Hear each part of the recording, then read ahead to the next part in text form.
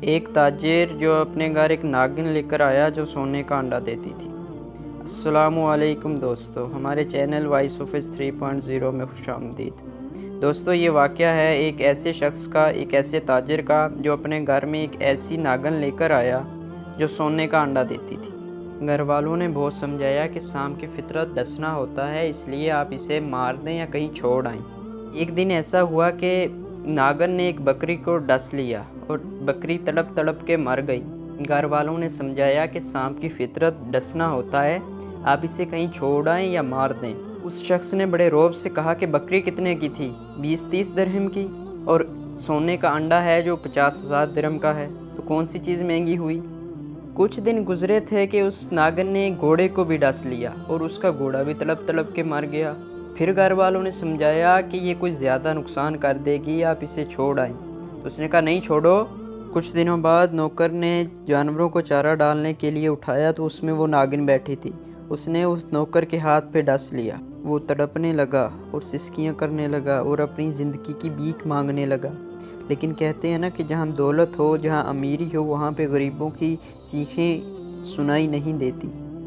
اب گھر والوں نے پاؤں پکڑ کے سمجھایا کہ خدا کے لیے مان جاؤ، اب تو نقصان بھی ایسا ہوا ہے جو تمہارے سونے کے انڈے سے پورا نہیں ہو سکتا۔ لیکن وہ شخص ٹس سے مس نہ ہوا۔ اس نے کہا ایک نوکر مرا ہے، اس کے بدلے میں دوسرا آ جائے گا۔ 2-4 مہینے سکون سے گزر گئے۔ ایک صبح ایسا ہوا کہ بیوی کے کمرے سے چیخو پکار کی آواز آنے لگی۔ اس کی بیوی زور زور سے رو رہی تھی۔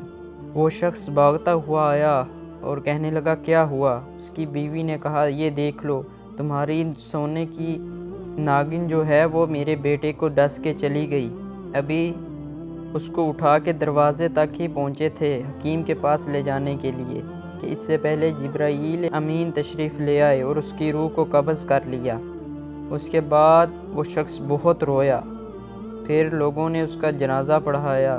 کفن دفن کرنے کے بعد جب گھر واپس آیا تو کہ بیوی نے اپنا تمام سامان پیک کر لیا ہے اور وہ جانے کی تیاری کر رہی ہے۔ اس شخص نے پوچھا تم کہاں جا رہی ہو؟ تو بیوی نے جواب دیا کہ میں یہ گھر چھوڑ کے جا رہی ہوں جس جگہ میرے بچے کا انتقال ہوا۔